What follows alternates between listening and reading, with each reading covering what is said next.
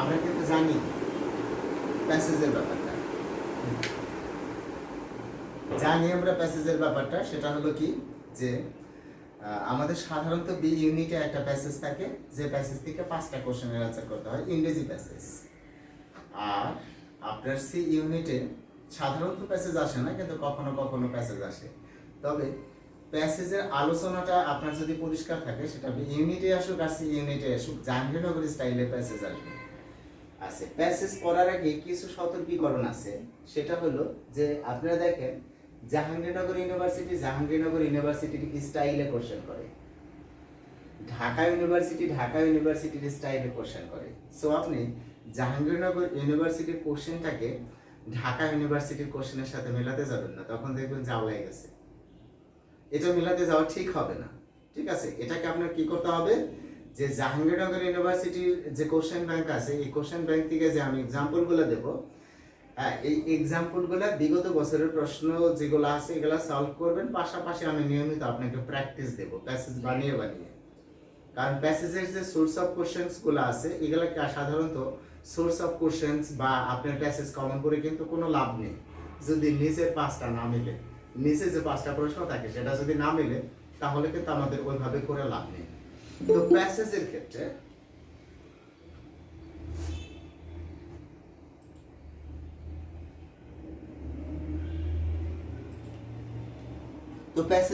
আমরা মূলত যে কাজটা করব প্যাসেজের ক্ষেত্রে, হ্যাঁ, সেটা খুবই ইম্পর্টেন্ট এবং খুবই গুরুত্বপূর্ণ। আপনাকে জানতে হবে আগে প্যাসেজটা আমরা কিভাবে অ্যান্সার করব, ঠিক আছে? প্যাসেজ পড়ার সময় বিভিন্ন সময় আমরা বিভিন্ন জনের কাছ থেকে বিভিন্ন ধারণা কিন্তু শেয়ার করি, জানি সেটা। সে কি ধরনের ধারণাগুলো আমরা জানি, হ্যাঁ, সেটা দেখা যায় যে আমরা প্যাসেজের আগে প্যাসেজটা ভালো করে বুঝবো, তারপরে আমরা অ্যান্সার করার চেষ্টা করব। এইভাবে অনেকেই আমরা চেষ্টা করি, কিন্তু আপনি লক্ষ্য করেন আপনার এই 80টা কোশ্চেনের জন্য 60 মিনিট সময় দেওয়া হবে, তার 5 মিনিট আবার দেখা যায় এই পাশে পাশ করে নষ্ট হয়ে যায়। আপনি বেসিক্যালি সময় পান হলো 55 থেকে 56 মিনিট ক্লাসের ভিতরে। তো সেই ক্ষেত্রে আপনার এই 5টা প্রশ্ন অ্যান্সারের ক্ষেত্রে আপনি যদি 5 মিনিট দেন, তারপরেও কিন্তু আপনার টোটাল কোশ্চেন মিলে 80 মিনিট হয়ে যেতেছে, যে সময়টা কিন্তু আপনি পাচ্ছেন না। তার মানে আপনার এই প্যাসেজটা অ্যান্সার করতে হবে কয় মিনিটের মধ্যে?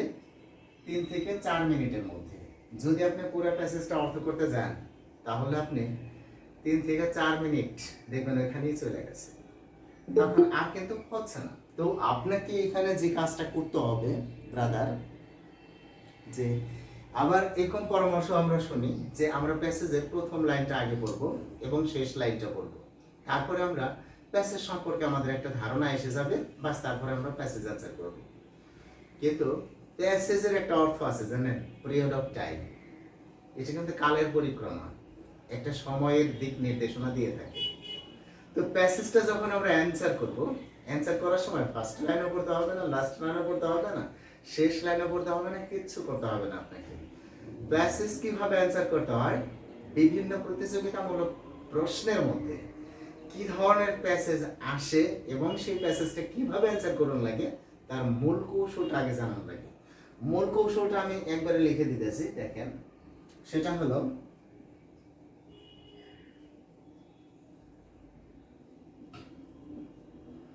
make a relation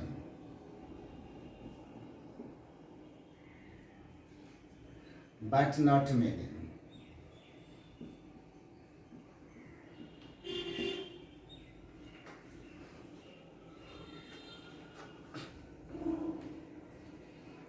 But আপনার লেখা স্ক্রিনের বাইরে হয়ে যাচ্ছে।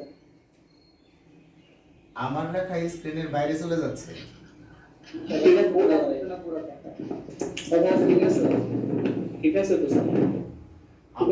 আপনারা কাইন্ডলি একটু রোটেট করেন, আপনি কিন্তু ক্লিয়ার বুঝতে পারবেন। কারণ আমি যে অংশটা দেখতে পাচ্ছি, এই অংশটার মধ্যে বিশাল জায়গা জুড়ে কিন্তু আমি লিখতেছি।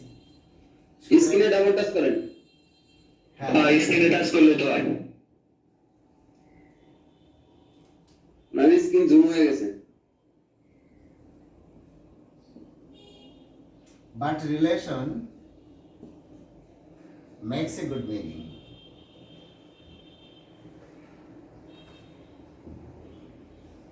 অর্থটা হলো দেখেন, আমি লিখছি make a relation but not meaning. একটা রিলেশন তৈরি করেন, আপনি সম্পর্ক তৈরি করেন, কিন্তু অর্থ না। কারণ যে শব্দটার অর্থ আপনি জানেন না প্যাসেজের ভিতরে, তো পরীক্ষার হলের ভিতরে আপনি যদি মাথা কুইটে, ঠিক আছে, প্রশ্নের ভিতরে নামায় রাখেন, তারপরেও কি আপনি এই অর্থটা মাথায় আসবে যেটা আপনি জানেন না? আর যেটা আপনি জানেন, হ্যাঁ, সেটা কিন্তু অর্থ আপনার চিন্তা করতে হবে না, অটোমেটিক্যালি আপনার ব্রেনের ভিতরে অর্থটা চলে আসবে। তাই দেখেন, মেক এ রিলেশন, একটা সম্পর্ক তৈরি করেন। কার সাথে সম্পর্ক তৈরি করার লাগবে সেটা আমি বলতেছি, বাট নট টু মেনি, অর্থ না। অর্থ তৈরি করতে গেলে আপনি বিপদে পড়বেন। এখান থেকে স্টুডেন্টসরা প্যাসেজে ফেল করে, প্যাসেজ দেখাতেই সাহস পায় না। আচ্ছা, but relation makes a good meaning, কিন্তু এই রিলেশনটাই আপনার ব্রেনের ভিতরে একটা মিনিং তৈরি করবে, ঠিক আছে, যে মিনিংটা আপনিও জানেন না। আপনার আনকনসিয়াস মাইন্ড বা সাবকনসিয়াস মাইন্ড, আপনার যে অবচেতন মন, সেটা অটোমেটিক্যালি একটা মিনিং তৈরি করবে। সেক্ষেত্রে আমি ছোট্ট একটা গল্প বলতেছি, শোনেন, ঠিক আছে? আবার না, এটা একটা কাল্পনিক গল্প, কারো জীবনের সাথে মিলে গেলে আমি দুঃখিত, ঠিক আছে? আমাকে দিয়ে বলছি, গল্পটা আমার না। ছোটবেলায় যখন আমি 10ম শ্রেণীতে পড়তাম, তখন আমি 7ম শ্রেণীর একটা মেয়েকে পছন্দ করতাম, খুব ভালো লাগতো। অনেকবার তাকে প্রপোজ দিয়েছি, সে প্রপোজে কোনো সাড়া দেয়নি। তারপরে তাকে কি দিয়েছি, চিঠি দিয়েছি, সেই চিঠিগুলো আমার মুখের উপর ফেঁকে মেরেছে, কিন্তু সে কোনো সাড়া দেয়নি, ঠিক আছে? তো আমি যখন ইন্টারমিডিয়েট সেকেন্ড ইয়ারে, স্বাভাবিকভাবে সে কিন্তু 9-এ পড়ে। আমি যখন ভার্সিটিতে ভর্তি হলাম, ঢাকা ভার্সিটিতে, তখন সে কিন্তু 10-এ পড়ে। আচ্ছা, যখন আমি ভার্সিটিতে ভর্তি হইলাম, ঠিক তখনই সে আমার সাথে রেসপন্স করলো, সে আমাকে সাড়া দিল। আর সাড়া দেওয়ার পরে তার সাথে আমার ভিতরে ছিল রিয়েল লাভ, ঠিক আছে? আমি তার কথায় সাড়া দিলাম, তার সাথে আমার তখন ভালো সম্পর্ক। আমি ঢাকা ইউনিভার্সিটি ফার্স্ট ইয়ার। যখন আমি সেকেন্ড ইয়ার বা থার্ড ইয়ারে উঠলাম, তখন ও কিন্তু আপনার ঢাকা ইউনিভার্সিটিতে অ্যাডমিশন দেওয়ার জন্য আমার কাছ থেকে সকল প্রকার সহযোগিতা নিল এবং চান্স পেল, ভর্তিও হলো বাংলা ডিপার্টমেন্টে ঢাকা ইউনিভার্সিটিতে। আমি তখন থার্ড ইয়ারের শেষের দিকে আছি, থার্ড ইয়ার ফাইনাল পরীক্ষা দেব। তো আমি ঢাকার এমন কোনো জায়গা নেই ওকে দেখাই নেই, বিভিন্ন জায়গায় ঘুরে বেরিয়েছি, অনেক ভালো রিলেশন আমার সাথে ছিল। কিন্তু যখন আমি ফোর্থ ইয়ারে উঠলাম, ও তখন সেকেন্ড ইয়ারে ওর ব্যাচের একটা ছেলের সাথে রিলেশন তৈরি করে। আমি তখন নিউজটা পাওয়ার পরে তাকে জানাইলাম ঘটনা কি, এটি কেমন হইলো। তখন বলতেছে, ভাইয়া আমি তো আপনাকে বড় ভাই ছাড়া অন্য কিছু ভাবিনি। তখন কিন্তু আর কোনো উত্তর থাকে না। মনের দুঃখে কমলাপুর রেল স্টেশনে গেলাম। হ্যাঁ, যাওয়ার পরে কি করলাম, ইচ্ছা ছিল কি করব, আত্মহত্যা করব রেল লাইনে। কিন্তু এখানে ছোট্ট একটা টুকরো কাগজ পেলাম, ঠিক আছে? তো সেখানে লেখা আছে, to overtake any obstacle makes a meaningful life. অর্থাৎ কোনো বাধা অতিক্রম মানে একটা অর্থপূর্ণ জীবন তৈরি করে।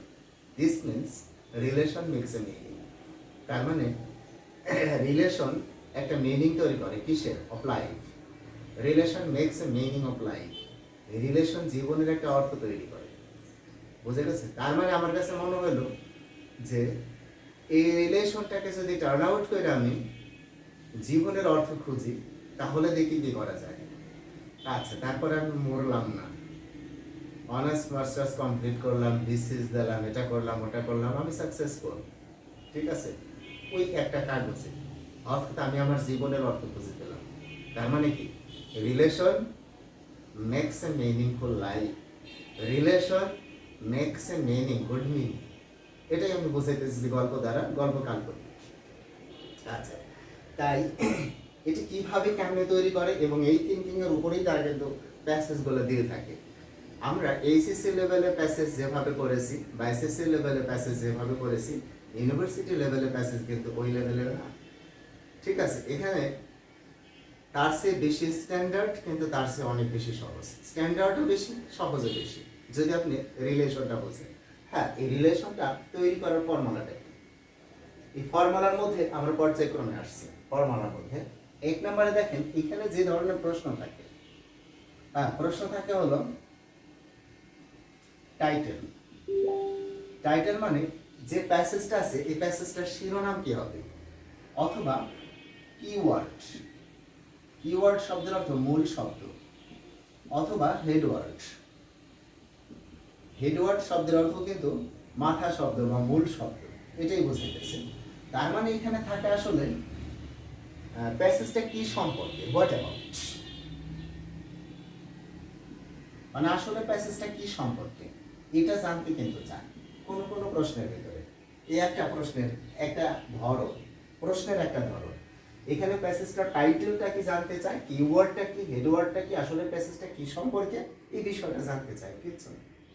ঠিক আছে, তো এই প্রশ্নটা নানানজন নানান ভাবে করে থাকে, যেভাবেই করুক আপনি প্রশ্নটা দেখলেই বুঝতে পারবেন যে এটা আসলে প্যাসেজের কি চেয়েছে, প্যাসেজটা কি সম্পর্কে সেটা চাইছে। প্রশ্নটা দেখলেই বুঝতে পারবেন, এটা এক ধরনের প্রশ্ন। আচ্ছা, নাম্বার 2, এই যে প্রশ্নটা এটাও কিন্তু আপনি রিলেশন মিনিং এর মধ্যে খুঁজে পাবেন।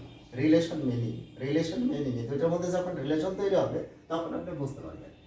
এরপরে আরেকটা সিস্টেম আছে ইনফরমেশন।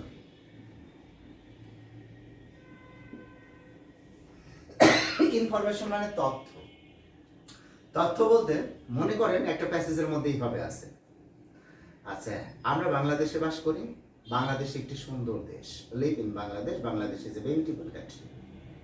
ঠিক আছে, আচ্ছা দেয়ার আর মানে এখানে আছে, দেয়ার আর আপনার summer, rainy season, autumn, late autumn, spring and winter. Every season is very beautiful to look at and came with its own charisma, অর্থাৎ এটার মূল কারিশমা নিয়ে আসে। এখন প্রশ্নের মধ্যে আপনার ইনফরমেটিভ কোশ্চেন আছে, how many seasons in Bangladesh. দেখেন ওইখানে কিন্তু উল্লেখ করে নাই কয়টা সিজন, বাট ওইখানে উল্লেখ আছে কি কি সিজন, গ্রীষ্ম, বর্ষা, শরৎ, হেমন্ত, শীত ও বসন্ত, 6টাই লেখা আছে। জাস্ট আপনি একটু গুনে নেবেন, গুনে নিয়ে দাগ দেবেন 6।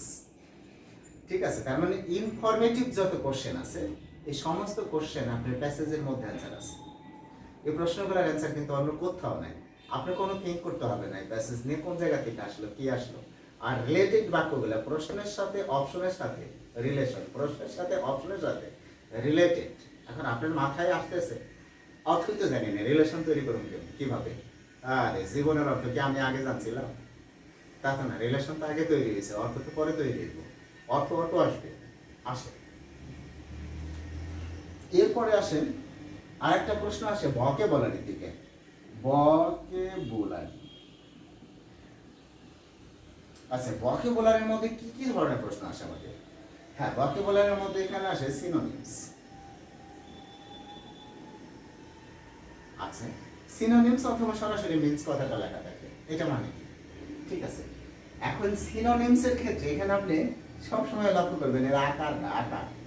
আকার বলতে বোঝাইতেছে এখানে একটি শব্দ আছে, অপশনে দেওয়া আছে 3টা শব্দ, বুঝে গেছে? তার মানে ওইটা তো এটার সিনোনিমস হবে না। এটা যদি হয় অ্যাডজেক্টিভ, অপশনের যেটা থাকবে সেটা হবে অ্যাডজেক্টিভ থাকবে।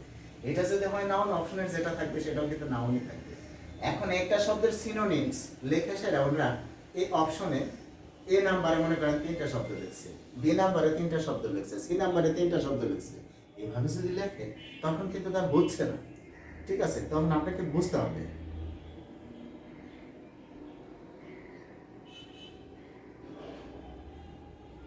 যে আসলে বিষয়টা কোন জায়গা থেকে আসলো, কিভাবে আসলো।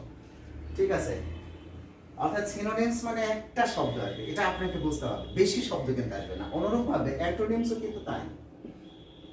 কিন্তু যদি ফ্রেজ থাকে, ফ্রেজ যদি এখানে কোনো আইডমস এন্ড ফ্রেজ থাকে, থাকতে পারে, কিন্তু ফ্রেজও থাকতে পারে। ফ্রেজ থাকলে ফ্রেজের মধ্যে কিন্তু কমপক্ষে 2টা শব্দ থাকবে। তা আপনার অপশনের মধ্যে, প্রত্যেকটা অপশনের মধ্যে কমপক্ষে 2টা শব্দ থাকতে হবে, না থাকলে ওই অপশন তো কারেক্ট হবে না। এটা একটা শব্দ আছে, হাউ ইজ ইট পসিবল, এটা ফ্রেজের মিনিং।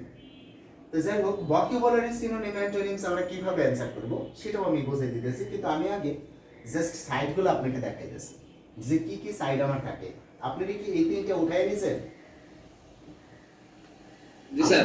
হ্যাঁ, আপনার খাতার ভিতরে জি স্যার। থিঙ্কিং গুলো যদি থাকে আজকে কিন্তু প্রমাণ হয়ে যাবে, আপনি পাঁচটাই করেন। হ্যাঁ, আপনি ইংরেজি পারেন না, পারেন না, নাকি বোঝেন না, বোঝেন না, এবিসিডি 26টা বর্ণ হতে পারেন, ইনশাআল্লাহ আমি আপনার মাথায় 5টাই ঢুকাই দেবো আজকে, যদি আপনি একটু খেয়াল করেন, মনোযোগ দেন। ঠিক আছে, তো আমি 4 নম্বরে যে অপশনটা দেখতেছি, 4 নম্বরে স্যার ক্লাসটা থাকবে, জি ক্লাসটা কি রেকর্ড থাকবে? ক্লাসটা রেকর্ড হচ্ছে, অটোমেটিক্যালি রেকর্ড হচ্ছে মানে আমরা সরাসরি ক্লাসের ভিডিও করতেছি, সরাসরি ক্লাসের ভিডিও করতেছি। স্যার ক্লাস, জি স্যার ক্লাসটা ভিডিও করে রাখেন স্যার, অনেক কিছু ভর্তি হবে স্যার আজকে, এরকম হতে আর কি হয় না স্যার, বুঝছেন একটু প্রবলেমের কারণে। হ্যাঁ, আই নো দ্যাট, এগুলো আমরা জানি। আমাদের যে কয়টা ক্লাস হবে সবগুলো ক্লাসের রেকর্ড থাকবে, কথাটা বুঝতে পারতেছেন? সুতরাং কোনো সমস্যা নেই। তারপরে প্রয়োজনে দরকার হলে আবারও নেব, কারণ আপনার এখান থেকে 5টা কনফার্ম করা দরকার, যেন আমরা একটাও কাটা না যায়। তখন আপনার ব্রেন কিন্তু ফ্রেশ হয়ে যাবে। কে ঠেকায় আমাকে একটু গেট সানসেন্টে জাহাঙ্গীরনগর ইউনিভার্সিটি, কিন্তু আগে জানতে হবে এই বিষয়গুলো। তো আমরা রুলস 4 এর মধ্যে চলে যেতেছি। এটা হলো আপনার আইডেন্টিফিকেশন। আইডেন্টিফিকেশন অথবা position of parts of speech.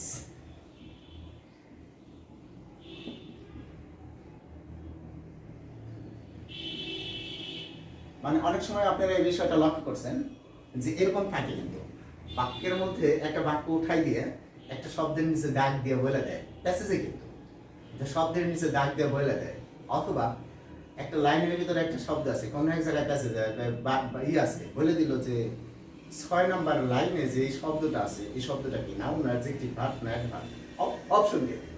ওইটা হলো আইডেন্টিফিকেশন অর্থাৎ শনাক্তকরণ, অথবা পজিশন মানে অবস্থান of parts of speech, parts of স্পিচের অবস্থান। এটা আমরা কিভাবে নির্ণয় করব সেটা আমরা ক্লিয়ারে আসতেছি একটু পরে। আচ্ছা, এরপরে আসেন 5 নাম্বার, এটার নাম হলো ইন্টারসেন্স।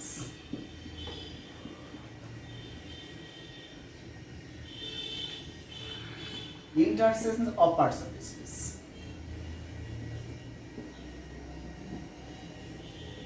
এটা কিন্তু আপনার প্যাসেজের মধ্য থেকে শব্দটা নেওয়া হয়েছে, নিয়ে ওই শব্দটার ধরেন ভার্ব রূপ আছে, সেটাকে আপনার অ্যাডজেক্টিভ রূপ বানাইতে বলতেছে, অথবা অ্যাডজেক্টিভ রূপ আছে সেটা নাউন বানাইতে বলতেছে। 4টা কিন্তু এখানে ঘোরাফেরা করে, noun, adjective, verb and verb.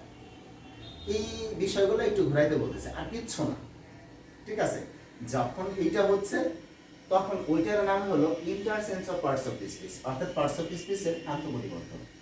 ঠিক আছে, এই যে আমি যে 5টা দিলাম, এই 5টা আইটেম থেকে যে আপনার 5টা প্রশ্ন থাকে সেটা কিন্তু আমি বলতে পারবো না, সেটা কেউ বলতে পারবে না। 5টা আইটেম থেকে যে 5টা প্রশ্ন থাকে তাও বলা যাবে না, শুধু ইনফরমেশন থেকে 5টা থাকতে পারে। টাইটেল থেকে একটার বেশি সম্ভব না, কারণ একটা প্যাসেজে তো 4-5টা টাইটেল হয় না। ঠিক আছে, আবার ভোকাবুলারি থেকে 5টা দিয়ে দিতে পারে, বলা যাবে নাকি।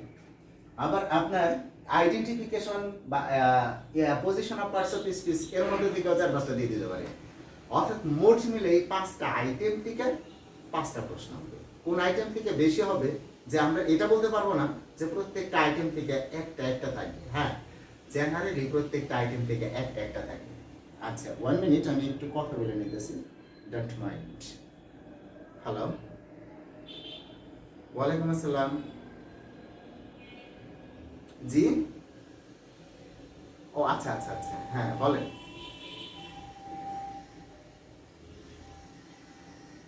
হ্যাঁ হ্যাঁ হ্যাঁ, পাইছি, টাকা পাইছি।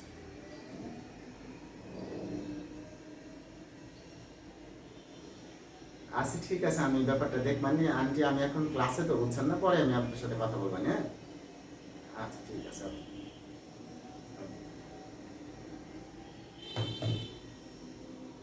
আচ্ছা, যাই হোক, তো প্রথমে আমরা আলোচনা করতে চাচ্ছি ইন্টারসেন্স অফ পার্টস অফ স্পিচ।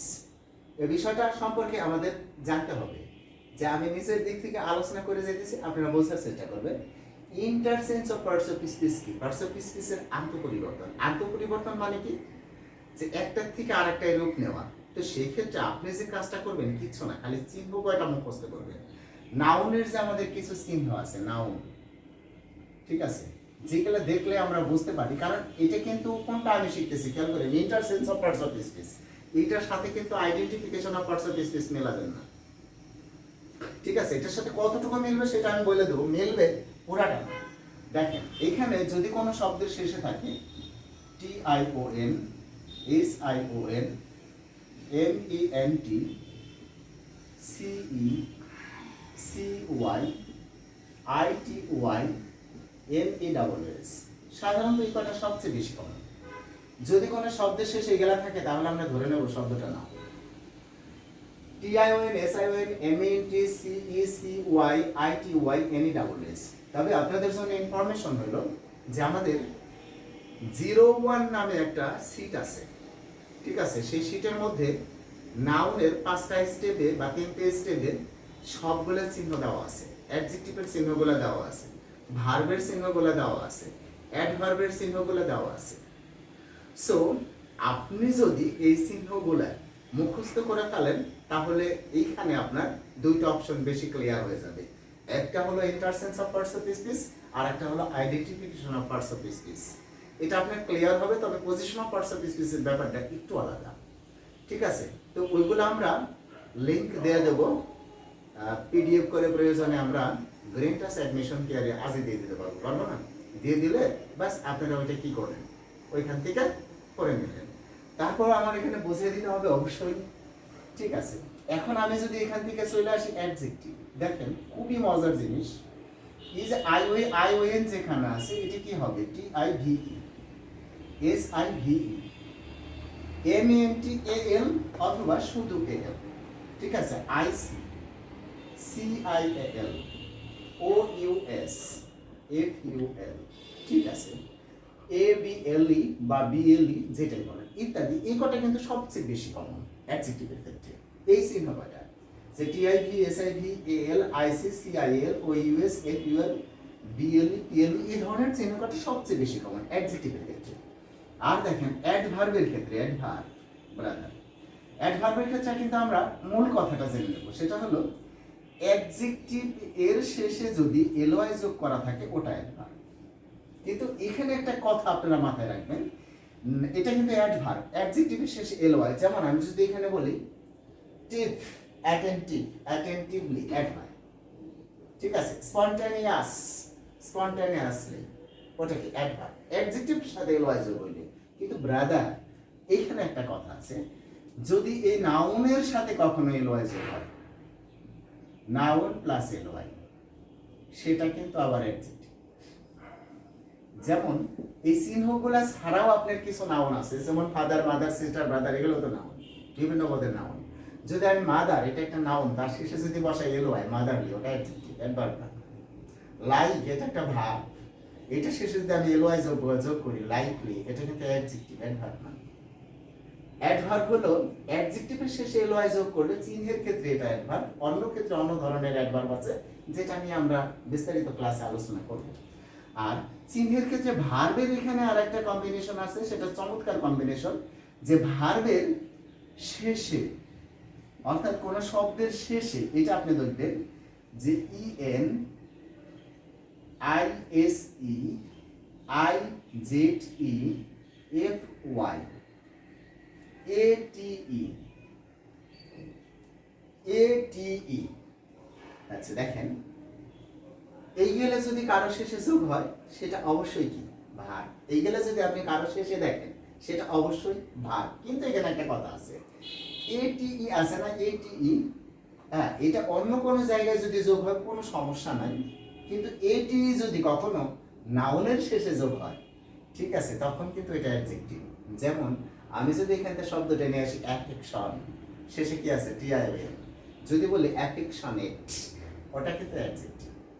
কিন্তু আমরা এখানে দেখেন ট্রান্সলেট, এই যে শব্দটা লিখলাম ট্রান্সলেট, এটার শেষে কিন্তু ATE আছে, এটা কিন্তু আমি TION এর পরে যোগ করি নাই, কোনো নাউনের চিহ্নের পরে যোগ করি নাই, সুতরাং এটা কিন্তু ভার্ব। যাই হোক, আপনারা বিষয়গুলো একটু মাথায় রাখার চেষ্টা করবেন, আমি পর্যায়ক্রমে বিষয়গুলো ক্লিয়ার করে দিচ্ছি। তাহলে আমরা দেখেন ভার্বগুলো খুঁজে পেলাম এইভাবে, এবং অনেক ক্ষেত্রে দেখা যাইতেছে শব্দের শুরুতেও থাকে। শুরুতে কি থাকে? EN, এটা কিন্তু শুরুতেও থাকে, BE শুরুতেও থাকে, IM শুরুতেও থাকে, EN এগুলো শুরুতে থাকে। যেমন আমি একটা এক্সাম্পল দিয়ে আপনি বুঝতে পারবেন। যেমন ধরেন আমি যদি বলি এনরিচ, ইন নোবেল, এগুলো ভার্ব। যদি বলি বি ফ্রেন্ড, মানে ফ্রেন্ডের আগে বি বসাই দিলাম, বি ফ্রেন্ড, এটা কি হয়ে গেছে ভার। আচ্ছা, পোর্ট, পোর্ট আছে না বন্দর, ঠিক আছে। আমি যদি বলি ইম্পোর্ট, কি করা, আমদানি করা।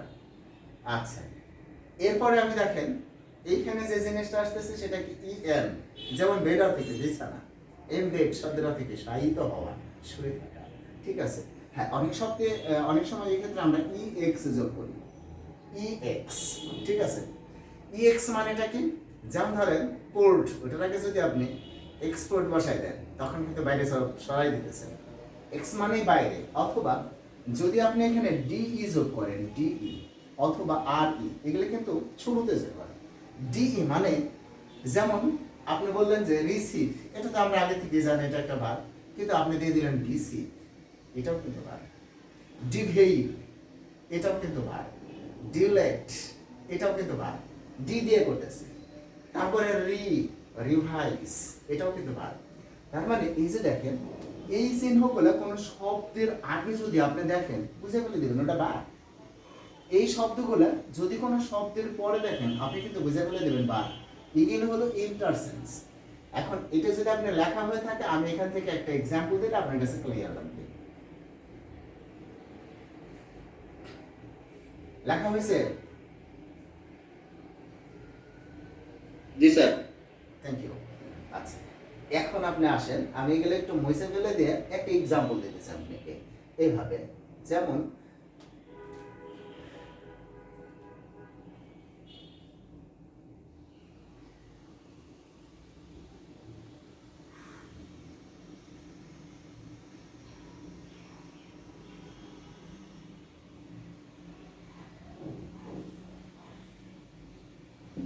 ধরেন আমরা এখানে লিখলাম মেক এ ভার্ব বা ফর্মে ভার্ব, এভাবে একটা ভার্ব তৈরি করেন, গঠন করেন, ঠিক আছে। বাই ইচ্ছা মতো দিয়ে দিতেছি, বাই এখানে আমরা একটা ওয়ার্ড দিয়ে দিলাম, সাগর মিয়া ইজ হু। আচ্ছা, একটা ওয়ার্ড দিয়ে দিলাম, মেক এ ভার্ব, এখানে আমরা লিখলাম মডার্ন। এভাবে এভাবে কিন্তু দেওয়া থাকে, make a verb by modern, ঠিক আছে। Form a verb by modern. প্রশ্নটা আপনার আসলো, এ নাম্বারে থাকলো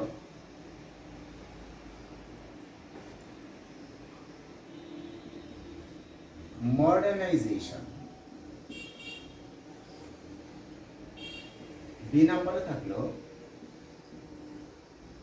মডার্নাইজড, সি নাম্বারে থাকলো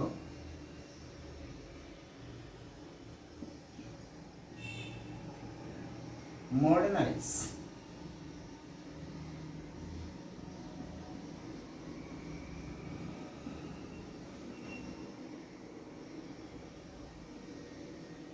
ডি নাম্বারে থাকলো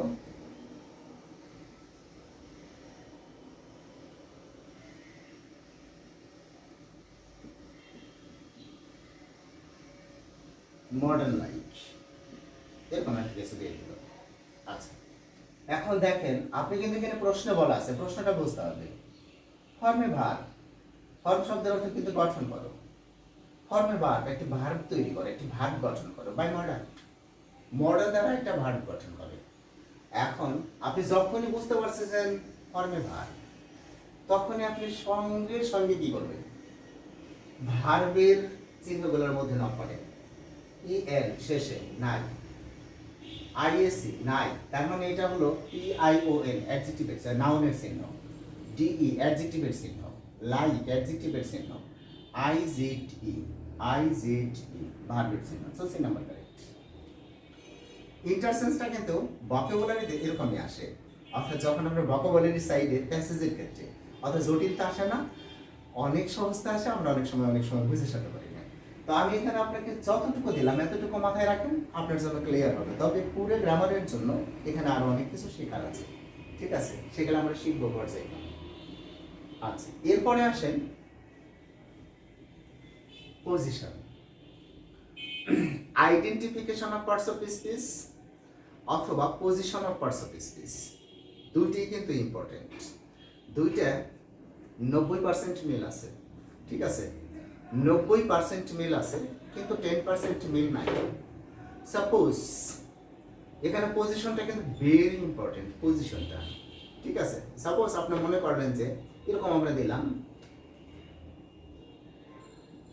the notorious person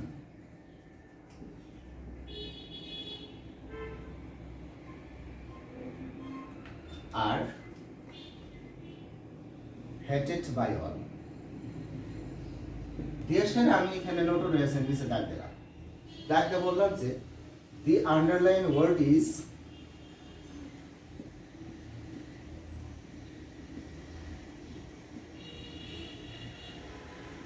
word is a অথবা an, এইভাবে দিয়ে আমি আপনার এখানে লিখলাম নাউন, দিতে লিখলাম অ্যাডজেক্টিভ, আচ্ছা সিতে লিখলাম অ্যাডভার্ব, ডিতে লিখলাম ভার্ব। এটা যখন লিখলাম তখন আপনি কিন্তু ওই যে আগে যে আমরা নিয়মটা বললাম সেখান থেকে কিন্তু আপনি এখানে সহযোগিতা পাচ্ছেন। কেমনে? এটা শেষে কি আছে? ও ইউএস। ও ইউএস কার শেষে আছে? অ্যাডজেক্টিভের শেষে, ঠিক আছে? এটা 90% ক্ষেত্রে আপনি প্রিফার করেন, 10% ক্ষেত্রে এখানে একটু ক্রিটিক্যাল প্রশ্ন হবে, সেটা কিন্তু আপনি বুঝতে পারবেন না যদি আপনি পজিশনটা না জানেন। You have to know the position.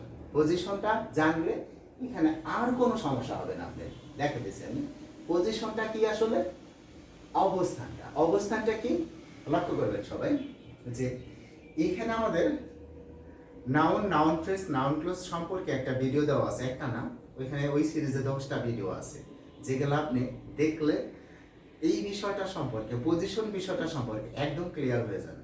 তার আগে আমি আপনাদেরকে যতদূর সম্ভব বোঝানোর চেষ্টা করছি, ইনশাআল্লাহ হয়ে যাবে। সাপোজ মনে করেন আমি এইভাবে লিখলাম এ, মানে মোট কথা আপনি দেখেন যে অ্যাডজেক্টিভের এই কথাটা যদি আমরা জানি, অ্যাডজেক্টিভের এই সংজ্ঞাটা যদি আমরা জানি, তাহলে নাউন, অ্যাডজেক্টিভ, ভার্ব, অ্যাডভার্ব সব সম্পর্কে আপনার একটা পরিষ্কার ধারণা চলে আসবে। অ্যাডজেক্টিভটা আসলে কি আমরা দেখেন, অ্যাডজেক্টিভ সম্পর্কে সংজ্ঞাটা আমরা এইভাবে শিখেছি, যে সকল শব্দ নাউন, প্রোনাউনের দোষ, গুণ, অবস্থা, সংখ্যা, পরিমাণ ইত্যাদি প্রকাশ করে তাদেরকে অ্যাডজেক্টিভ বলে। আরও একটু ভাস্টলি যারা শিখেছি, যারা নাউন বা প্রোনাউনকে মডিফাই করে তাদেরকে অ্যাডজেক্টিভ বলে, ঠিক আছে? তো আমরা যে যত সংজ্ঞা বলেই শিখি কিনা, কিন্তু এখানে প্র্যাকটিক্যাল বিষয়টা অন্যরকম। সেটা হলো দেখবেন এই যে আমি যে একটা কানেকশন বা রিলেশনের কথা বলছি, এটা কিন্তু মুখ্য। এটা যদি আপনি বুঝতে পারেন, ধরেন আমি এখানে লিখলাম পাতা, কি এই পাতাটা তো দেখা যায়, প্রকৃতিতে যা দেখা যায় সবই কিন্তু নাউন, পাতা। আচ্ছা, এর পূর্বে সহজেই আপনি কি বসাইতে পারতেছেন? সবুজ পাতা, কি সবুজ অ্যাডজেক্টিভ। অর্থাৎ এটা দোষ প্রকাশ করলো না গুণ প্রকাশ করলো, ভালো মন্দ সংখ্যা না কি প্রকাশ করলো, this is no fact.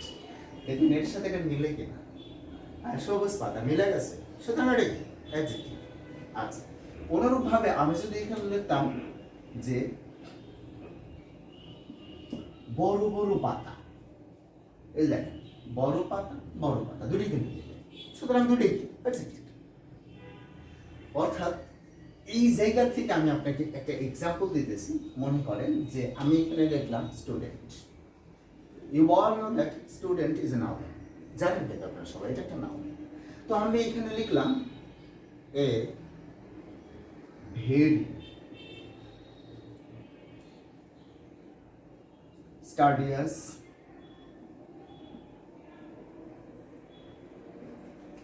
brilliant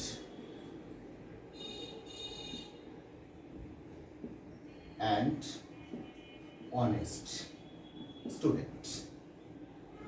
আচ্ছা, এখন আপনি খেয়াল করেন তো এখানে কোন কোন শব্দ যায় স্টুডেন্টের সাথে মিলে, একদম গোড়া থেকে খেয়াল করবেন। একজন ছাত্র মিলে গেছে, সুতরাং এটা অ্যাডজেক্টিভ।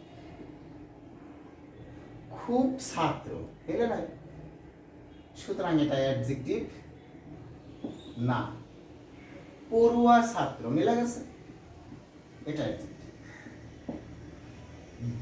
ব্রিলিয়ান্ট মেধাবী ছাত্র মিলে গেছে, এটা অ্যাডজেক্টিভ। এবং ছাত্র মেলে নাই, এটা অ্যাডজেক্টিভ না। সব ছাত্র মিলে গেছে, যে শব্দটা একটা হেডওয়ার্ড বা মূল শব্দকে ফলো করতেছে, এই মূল শব্দের সাথে যে নাউনটার সাথে যেটা যেটা মেলা যেতেছে ওটা adjective। যে মিলতেছে না সে কি, দেখি তো এটা কি, মেলায় দেখি। খুব সহজ, দেখি উনি কার সাথে মিলে। খুব পড়ুয়া মিলছে, খুব মেধাবী মিলছে, খুব সৎ মিলছে। তো কার সাথে সম্পর্ক তৈরি করলো? অ্যাডজেক্টিভের সাথে। তো এই অ্যাডজেক্টিভের সাথে যারা মিলে তাদের নাম কি? অ্যাডভার্ব। তার মানে নাউন আর প্রোনাউন ছাড়া অন্য কারোর সাথে যদি কেউ মিলে, নাউন আর প্রোনাউন ছাড়া অন্য কারোর সাথে যদি কেউ মিলে, মিলিত হয়, অর্থগত অর্থ প্রদান করে, বুঝে গেছে তার নাম কি? অ্যাডভার্ব। নাউন আর প্রোনাউন ছাড়া অ্যাডভার্বের কিন্তু আর কোনো ফর্মুলা নাই। সাপোজ আমি যদি এখানে বলি হি কামস হিয়ার, সে এখানে আসে, ছোট্ট বাক্য, হি কামস হিয়ার, সে এখানে আসে। আপনি হয়তো মুখস্থ করছেন এই হিয়ার অ্যাডভার্ব, কিন্তু আসলে কিন্তু ব্যাপারটা তা না। এই দেখেন হিটা কিন্তু প্রোনাউন। আচ্ছা, এখানে যদি আমি হিটা মুছে দিই, এখানে আসে, অর্থগত কোনো সমস্যা হয়েছে? কোনো সমস্যা হয় নাই কিন্তু, ঠিক আছে। তারপরে যদি আমি এখান থেকে দেখেন তো কামসটাকে যদি মুছে দিতাম, আর কিন্তু অর্থগত সম্পর্ক তৈরি করতে পারলো না, ঠিক আছে, কারণ এটা কিন্তু বাক্য হয় নাই।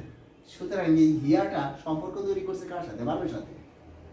ওটা একবার নাউন আর প্রোনাউন ভিন্ন, অন্য কারোর সাথে যে ওয়ার্ডগুলো রিলেশন তৈরি করে তাদের নাম অ্যাডভার্ব। অ্যাডভার্বের কিচ্ছু না। হ্যাঁ, সেটা যেমনই হোক আর তেমনই হোক। যেমন যদি আমি এখানে বলি so I go to college, তাই আমি কলেজে যাই। আচ্ছা দেখেন খেয়াল করেন, আমি যদি এখানকে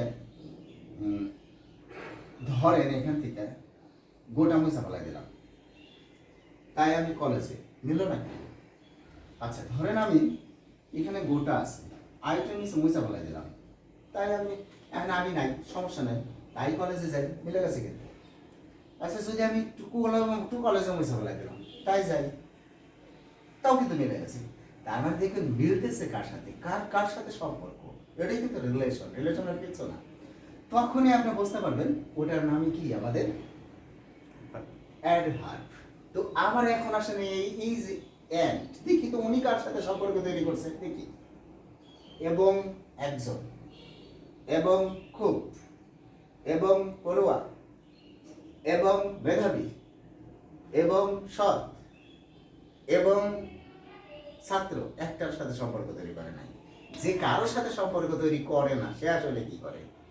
হ্যাঁ, সে হলো দুইজনের মধ্যে সম্পর্ক তৈরিতে সহযোগিতা করে, তাদেরকে বলি আমরা কানেক্টরস। হ্যাঁ, যখন কেউ দুইটা ওয়ার্ডের মধ্যে সম্পর্ক তৈরি করে, ঠিক আছে, সেটা হতে পারে প্রিপোজিশন।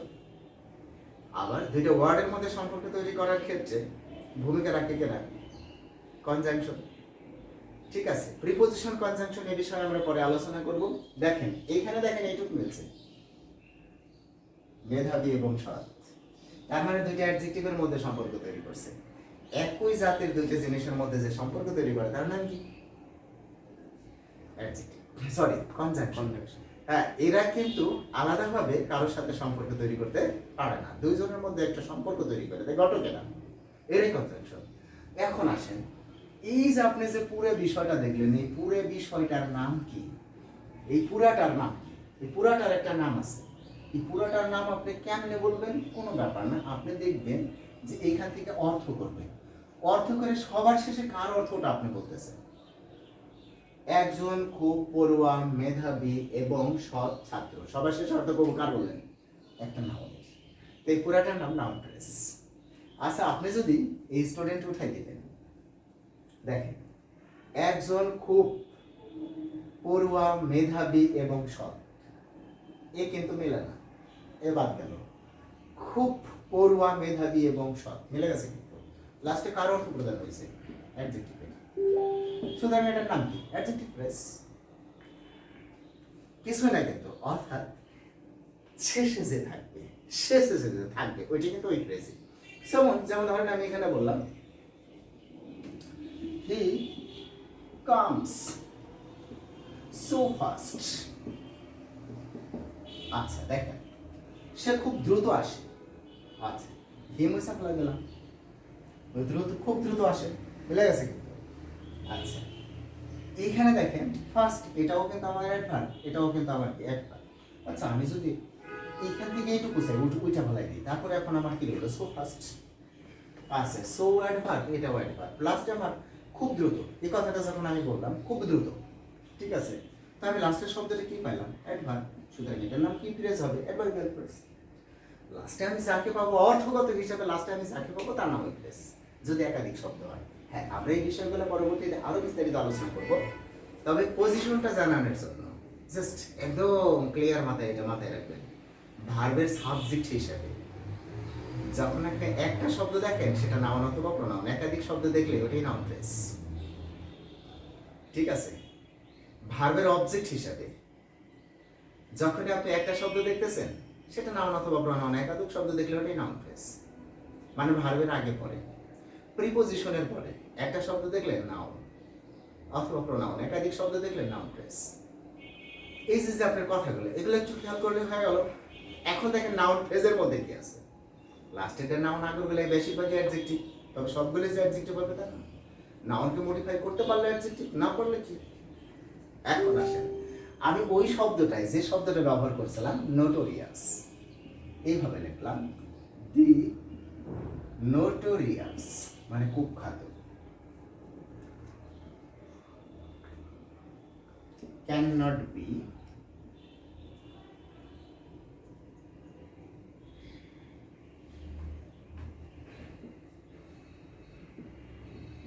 ডিগনিফাইড। ডিগনিফাইড শব্দের অর্থ সম্মানিত হওয়া। The notorious can not be dignified. এখন নোটোরিয়াসের নিচে দাগিয়ে দিছে, অপশনে আপনার এ নাম্বারে দিছে, এ নাম্বার অপশনে আপনার দিয়ে দিছে এটা অ্যাডজেক্টিভ দেবে, আপনার মাথাটা গোলাতে হবে।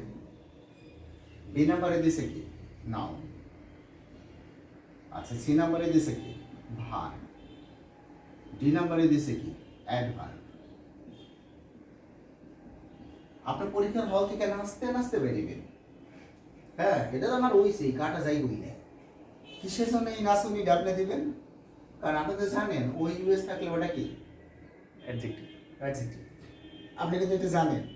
কিন্তু এইখানে যে কাজটা করা হয়েছে ওটা কিন্তু এখানে পজিশনকে আইডেন্টিফাই করছে, পজিশনকে একটা বাক্যের মধ্যে আন্ডারলাইন করে দিয়েছে। লক্ষ্য করেন, ই ক্যান নট বি ডিগনিফাইড, এগুলো কিন্তু ভার্ব। তো ভার্বের যে আগের অংশটা, এই অংশটা, এটা তো সাবজেক্ট, আর সাবজেক্ট অংশের মধ্যে যদি একাধিক শব্দ থাকে ওটা কি নাউন ফ্রেজ। আচ্ছা, নাউন ফ্রেজ হলে নাউন ফ্রেজের শেষ শব্দটা কি, নাউন। সো দেখেন পজিশন অনুসারে কিন্তু আপনি ধরেন এটা কিন্তু নাউন। কিসের জন্য, কারণ ফ্রেজের শেষ শব্দটা, নাউন ফ্রেজের শেষ শব্দটা নাউন, কারণ এখানে নোটোরিয়াস শব্দের অর্থ কুখ্যাত, এটা বোঝাইতেছে না, কুখ্যাতরা কারো দ্বারা সম্মানিত হতে পারে না, এটি কিন্তু বোঝাইতেছে। আর এইটার নাম কি আমাদের আরো একটু ক্লিয়ার করি আর একটা উদাহরণের মধ্য দিয়ে দেখেন। আমি ধরেন এইভাবে লিখলাম, this is the go of the world, অথবা দিস ইজ দ্য, আমি এখানে আরো একটু লিখলাম, Real go of the world. এটা লেখার পর আমি গোল নিচে দাগিয়ে দিয়েছি প্যাসেজে। আচ্ছা, তখন আপনি হয়তোবা এইভাবে করছেন যে আর্টিকেলের পরে একটি শব্দ থাকলে সেটা নাউন, কিন্তু আসলে তো আপনি ওইভাবে থিঙ্ক করবেন না। আপনার থিঙ্কিংটা কি হবে, হ্যাঁ আপনি পাইছেন এটা ভার্ব, এটা তো প্রিপজিশন, তাহলে এই যে অংশটা, এই অংশটার মধ্যে কয়টা শব্দ আছে, তিনটা শব্দ আছে। তিনটা শব্দ থাকলে লাস্টের শব্দটা এই যে দি, এটা তো অবশ্যই এটাকেই মডিফাই করতেছে, রিয়াল এটা কিন্তু এটাকেই মডিফাই করতেছে। তো আপনার এখানে অপশনে পয়লাই কিন্তু লেখা থাকবে ভার্ব, এবং বেশিরভাগ ফলাফল এটাই দিকে কাটা যাবে, কিন্তু এটা মূলত কি, নাও। এইখানে গো শব্দের অর্থ হলো নিয়ম, অর্থাৎ এটাই পৃথিবীর আসল নিয়ম, অর্থটা কিন্তু এরকম আসতেছে। হ্যালো, কেউ কিছু বলছেন? তাহলে ভার্ব হবে কখন? এটা যখন ভার্বের জায়গায় বসবে, যেমন যদি এটা মনে করেন যে আপনি এইভাবে বসাই গো, আই গো, এটা সাবজেক্ট, সাবজেক্টের পরে ভার্ব বসে, এটা ভার্ব। কিন্তু এখানে তো সাবজেক্টের পরে ইজ বসে রয়েছে, তারপর বসছে কি এখানে দি বসছে। তো আপনি তো জানেনই ভার্বের আগে আর পরে প্রিপজিশনের পরে তিনটা জায়গা মাথায় রাখবেন, কিচ্ছু না। ভার্বের আগে আর পরে আর প্রিপজিশনের পরে সাধারণত কি বসাইতেছি আমরা, একাধিক শব্দ থাকলেই সেটা নাউন ফ্রেজ, আর শেষের শব্দটাই নাউন, যেমন ইচ্ছা তেমন থাকবে। এইখানে যদি আমি এই গোটাকে এইভাবে ব্যবহার করতাম, আরেকবার বলেন না কথাটা। মানে তিনটা জায়গা, একদম তিনটা জায়গা, সেটা হলো কি ভার্বের আগে, ভার্বের পরে, প্রিপজিশনের পরে, এই তিন জায়গা থেকে প্রশ্ন হয়, তাছাড়া হয় না। ভার্বের আগে, ভার্বের পরে, প্রিপজিশনের পরে একাধিক শব্দ থাকলে শেষেরটা নাউন, আগের বলে অ্যাডজেক্টিভ, হ্যাঁ তার মধ্যে কোনো কোনোটাই অ্যাডভার্ব ঢুকে যেতে পারে কোনো কারণে। সাপোজ মনে করেন আমি যদি এখানে এইভাবে লিখলাম, this is the go fact of the world. This is the go fact of the world. এখন ভাই গোর নিচে দাগ দিতেছি, ঠিক আছে। এখন আপনি তো কইছেন যে হাই হাই স্যার তো এমনি পড়াইছে, তাহলে তো এটা নাউন, ঠিক আছে। কিন্তু আপনি দেখেন না, তাকান, এটা হলো ভার্ব আর এটা হলো প্রিপজিশন, বুঝতে পারতেছেন? তার মাঝখানে মেলাটি শব্দ আছে, তিনটা শব্দ আছে, সুতরাং এটা অ্যাডজেক্টিভ, এটা অ্যাডজেক্টিভ, এটা নাউন। তো গো এখন কি হয়ে গেল? অ্যাডজেক্টিভ হয়ে গেল। গো কি আর নাউন রয়েছে? আচ্ছা, আরো বিষয় খেয়াল করেন, ধরেন সাবজেক্ট হিসাবে আমি এরকম বসাইতেছি রহিম ইজ এ গুড বয়। আপনি জানেন রহিম ইজ এ গুড বয়, রহিম ভালো ছিল, ভালো কথা। আমি সব বদলামো, দেখেন রহিম যে একজন মানুষ সেটা কিন্তু বোঝাইতেছে। আমি ইজ লিখলাম, এ লিখলাম, গুড লিখলাম, ঠিক আছে। তারপর এখানে লিখলাম গো, এখানে লিখলাম ভার, কি ভাই ঠিক আছে না? তাকান না আপনি, গো ইজ এ গুড ভার, এটা কিন্তু আমরা অনেক ব্যবহার করি, এটা একটা ভালো ভার। তো আপনি দেখেন, আপনি এটাকে কি বলছেন? নাউন। এটাকে কি বলছেন? নাউন। সো আপনার এটাকে কি বলতে হবে? নাউন। তাহলে এটাকে আপনার এখন কি বলতে হবে? Noun, because this is the position. কারণ এটা কোন জায়গা বসছে? ভার্বের আগে। ভার্বের আগে একটা শব্দ থাকলে সেটা নাউন অথবা প্রোনাউন এই তো হবে। আর ভার্বের পরেও একটা শব্দ থাকলে সেটা নাউন অথবা প্রোনাউন, প্রিপজিশনের পরে একটা শব্দ থাকলে সেটা কি নাউন অথবা প্রোনাউন, এই তো ঘটনা। যদি একাধিক থাকে ওটি নাউন ফ্রেজ। নাউন ফ্রেজের শেষের শব্দটা নাউন, আগের গুলো অ্যাডজেক্টিভ। হ্যাঁ, কোন কোন অ্যাডজেক্টিভের আগে অ্যাডভার্ব থাকতে পারে। বিষয়টা কি ক্লিয়ার? লোকেশন মানে পজিশন অফ পার্সন স্পেস এবং identification of person space very very important this sector. Jahangirnagar university এখান থেকে প্যাসেজ আসলে এখান থেকে একটা প্রশ্ন কম্পালসারি, সাধারণত আমি দেখছি থাকে, এবং এছাড়াও থাকে। যেমন এরকম একটা প্রশ্ন দেখছিলাম আমি, লাইক দ্য রোলিং বেল, ঠিক আছে, দিয়ে সেটা রোলিং নিচে দাগ দিচ্ছে, এটা কিন্তু কোনো প্যাসেজ দেয় নাই। তার মানে এটাও কিন্তু পজিশন। পজিশন মানে কি? লাইক বার, তার মানে এইটুকু কি? Noun phrase. নাউন ফ্রেজ মানে কি? অ্যাডজেক্টিভ। সরি, এটা নাউন, তার মানে কি? অ্যাডজেক্টিভ। কাই বিশেষ, এটা সিহারা কেমন, এটা আম গাছ না ডাব গাছ না জাম গাছ, দিস ইজ নো ফ্যাক্ট। এটা হলো পজিশন। এই পজিশনের ব্যাপারটা আরো একটু ক্লিয়ার হন। সাপোজ মনে করেন আপনি যে জায়গায় বাস করেন সেখানে একটা পৌরসভা অথবা ইউনিয়ন পরিষদ আছে। ইউনিয়ন পরিষদ গত টার্মে যে চেয়ারম্যান ছিল সে ইউনিয়ন পরিষদের চেয়ারে গিয়ে বসতো। এই টার্মে উনি চেয়ারম্যান হয় নাই, ঠিক আছে, উনি চেয়ারম্যান নির্বাচিত হয় নাই, অন্য একজন আসছে, চেয়ার কিন্তু বদল হয় নাই, ওই জায়গায় আছে। ওই চেয়ারে যে জায়গায় বসতেছে তার নাম কি হইতেছে? চেয়ারম্যান। এরকম কিছু জায়গা আছে, কিছু জায়গা আছে, সেটা হলো ভার্বের আগের জায়গাটা, ভার্বের পরের জায়গাটা, প্রিপজিশনের পরের জায়গাটা। তিনটা জায়গা আপনার মাথায় রাখেন, আপনাকে টাকাতে হবে না। বুঝে গেছে? তিনটা জায়গা কি?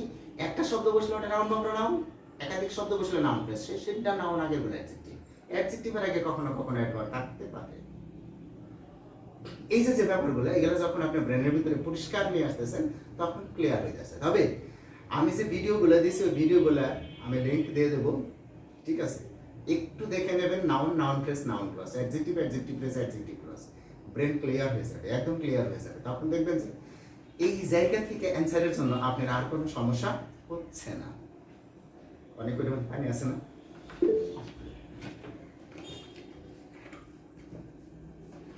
আচ্ছা, যাই হোক,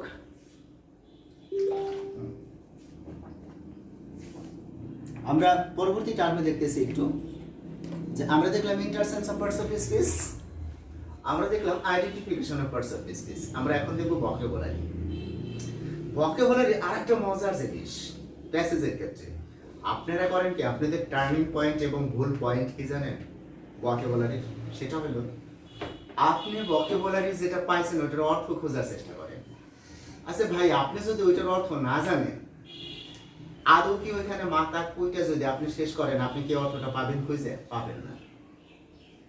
এবং আপনাকে বলা হয়েছে কিন্তু যে 10 থেকে বা 11 থেকে 15 পর্যন্ত, অথবা 8 থেকে 13 পর্যন্ত, অথবা 6 থেকে 10 পর্যন্ত আপনার প্যাসেজ ভিত্তিক অ্যান্সার করতে। তো ওইখানে আপনার একটা সিনোনিমস দিয়েছে, আপনি ডাইরেক্ট অ্যান্সার করতে গেছেন কি? পাগল নাকি আপনি? মন খারাপ করেন না কেন আমার কথায়?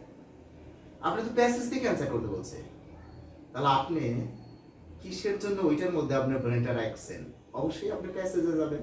হিসাবটা এইরকম। সাপোজ মনে করেন প্যাসেজগুলো কেমনে থাকে, আমি আপনাকে দেখাইতেছি যে সিনোনিমসগুলো কিভাবে থাকে। মনে করেন এইভাবে আমি লিখলাম যে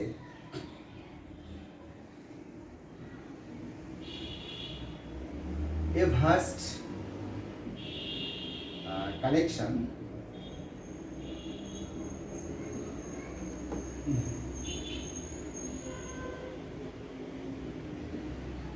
makes a man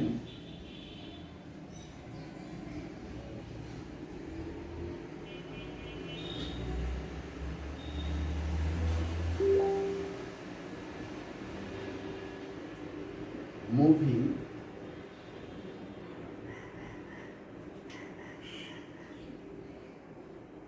amazing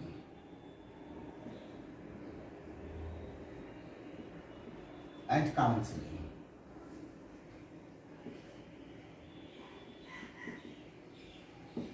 এখন ওনারা করছে কি, এর মনে করেন প্যাসেজের বাক্যটা আছে, আপনার অপরিচিত শব্দটাকে ঠাস করে পাইছে। ঠিক আছে, এইভাবে লিখছে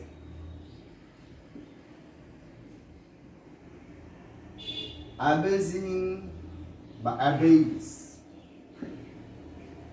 মিন্স লেখিসের এখানে ওনারা অপশন দিছে। ঠিক আছে, প্রথম option interest.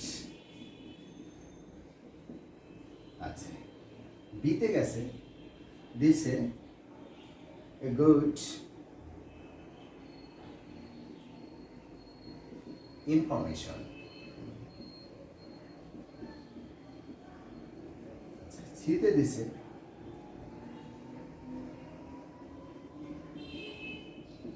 intelligent issue।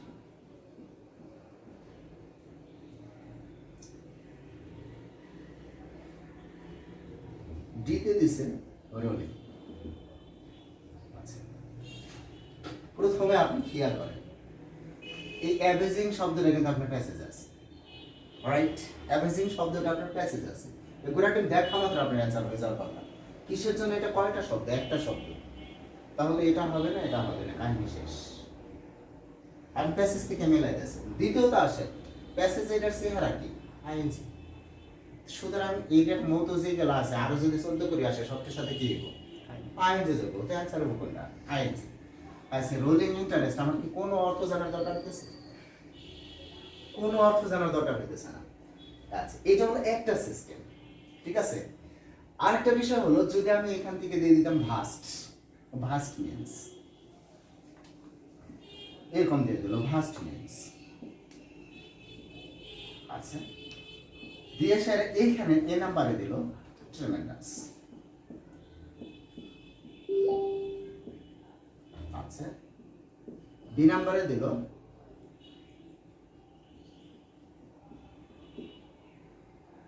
Anti production.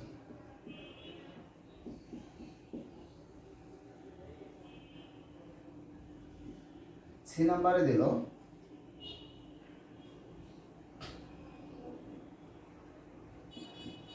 মিলানকোলি। D নাম্বারে দিল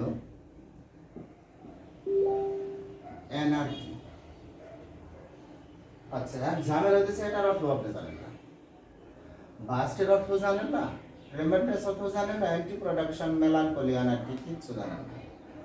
প্রথম কথা হলো এই যে শব্দগুলো আছে না ভাই, জাস্ট এই জায়গায় নিয়ে একটু বসান, এই যে বাস্টের এই জায়গায় নিয়ে একটু বসান, দেখেন anarchy collection, melancholy collection, anti product collection, tremendous collection. দেখেন এটা যখন আপনি বসাবেন বেশিরভাগ ক্ষেত্রে 99% ক্ষেত্রে আপনার হয়ে যাবে, কারণ আপনি যখন পড়াশোনা করবেন তখন আপনার এটা কিন্তু অটোমেটিক্যালি হয়ে যাবে, কারণ আপনার মিলে যাবে tremendous connection, melancholy connection, anti production connection, anarchy connection মিলে যাবে একটা। আর দ্বিতীয়টা হলো জায়গাটা খেয়াল করেন, অবশ্যই এটা নাও, এটা কি আপনার অ্যাডজেক্টিভ, সুতরাং এই একটাই অ্যাডজেক্টিভ ট্রেমেন্ডাস। ঠিক আছে, এটা হলো আমরা কই এটা যে সিস্টেমটা, এটা হলো ভোকাবুলারি যে মিনিংটা কিভাবে আমরা নিয়ে আসবো। এর জন্য আপনাকে কোনোভাবেই ভোকাবুলারি মিনিংয়ে কোনোভাবেই আপনার এই থিঙ্ক করা যাবে না যে আমি এটার অর্থ কি। আরে ভাই আপনি যেটার অর্থ জানেন না, আপনি বের করতে পারবেন না, তো আপনাকে প্যাসেজ থেকে অ্যান্সার করতে বলছে। সো আপনি প্রবেশ করবেন কোন জায়গায়? অফকোর্স প্যাসেজে। প্যাসেজে গেলেই দেখবেন যে আপনি ওর সমাধান পেয়ে যাচ্ছেন, আশেপাশেই তার সমাধান থাকবে। আর আপনার যে প্রশ্নটা আছে এই প্রশ্ন রিলেটেড প্যাসেজ হবে, অটোমেটিক্যালি দেখবেন যে আপনার এগুলা হয়ে যাচ্ছে। আচ্ছা, নেক্সট আরেকটা জিনিস আছে আমাদের, সেটা হলো ইনফরমেশন। এই ইনফরমেশন আর টাইটেল দুটি কিন্তু একেবারেই রিলেশন। হ্যাঁ, এটা আমি মানে আপনাদেরকে পড়াবো না, জাস্ট কথাটা বলে দিলে আপনি বুঝতে পারবেন। দেখবেন ওইখানে প্রশ্নের মধ্যে যে শব্দগুলো আছে এবং অপশনের মধ্যে যে শব্দগুলো আছে, ওই শব্দগুলো প্যাসেজের কোন জায়গায় আছে। যে শব্দগুলো প্যাসেজের মধ্যে নাই ওই রকম অপশনগুলো বাদ যাবে, যেটা আছে ওটাই হবে, ওটার কাছাকাছি। আর যদি কখনো প্যাসেজের মধ্যে ওনারা নট ব্যবহার করে, যেটা প্যাসেজের মধ্যে নাই সেটা হবে। যদি নট ব্যবহার করে, যেটা প্যাসেজের মধ্যে নাই সেটা হবে। আর যদি নট না ব্যবহার করে, তাহলে যেটা প্যাসেজের মধ্যে আছে সেটাই হবে। সেটা আপনি টাইটেলই বলেন, বোঝা গেছে। আর টাইটেল সাধারণত প্রথম বাক্য থেকে হয়, টাইটেল সাধারণত হয় প্রথম বাক্য থেকে প্যাসেজের। আর ইনফরমেশন প্যাসেজের যে কোনো জায়গা থেকে আসতে পারে। তো আমরা যা শিখলাম তার আলোকে গো টু প্র্যাকটিস, সরাসরি প্র্যাকটিসে চলে যাচ্ছি। আচ্ছা, আপনার কাছে যদি বি ইউনিটের কোশ্চেন ব্যাংক থাকে, জাহাঙ্গীরনগর বিশ্ববিদ্যালয় সমাজবিজ্ঞান অনুষদ ভর্তি পরীক্ষা 2017-18 বি সেট শিফট বি মানে বি ইউনিট সেট 2 শিফট প্রথম প্যাসেজটা হলো দ্য স্টোন এজ। আপনারা একটু কাইন্ডলি বের করেন। The stone is a period of history of which begins in approximately 2 million BC. বের করেন। স্যার হ্যাঁ, বি ইউনিট, প্রশ্ন ব্যাংক বি ইউনিট, ভর্তি পরীক্ষা 2017-18 সেট 2 আর শিফট প্রথম। আর আপনারা জাহাঙ্গীরনগর ইউনিভার্সিটিতে অ্যাপ্লাই শুরু সম্ভবত 20 জুন থেকে অ্যাপ্লাই শুরু, তাই না? আপনারা একদম প্রথম দিনই কিন্তু অ্যাপ্লাই করে ফেলবেন, এটা কিন্তু আগে আমি নির্দেশ দিয়ে দিতেছি এই কারণেই, কারণ আপনি খেয়াল করবেন প্রথম শিফটিতে যে প্রশ্নগুলো হয় গেলে বাংলার প্রশ্ন বাংলাই হয়, জিকের প্রশ্ন বাংলাই হয়, ঠিক আছে?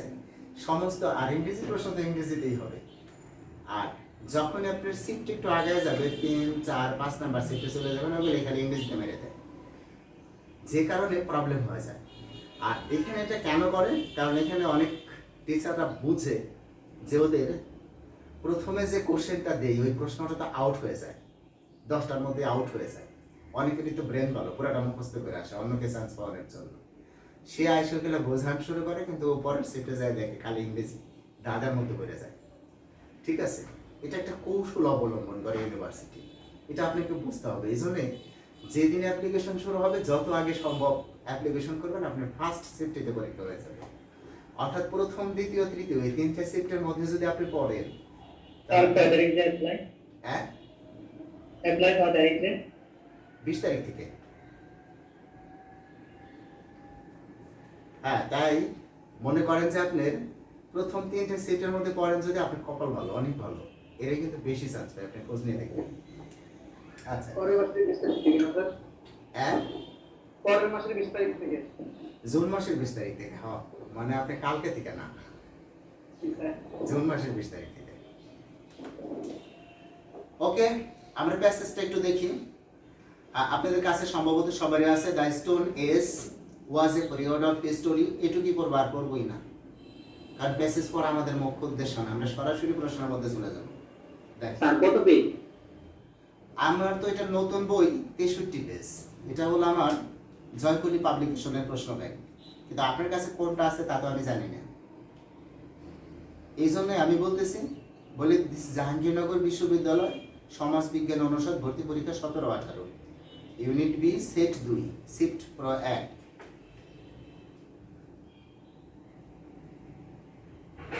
অবশ্যই আপনারা কিন্তু টুলস গুলো সাথে রাখবেন। এটাই কিন্তু আমি টুলসের বর্ণনা দিয়েছি কালকে মোটিভেশনাল ক্লাস। টুলস,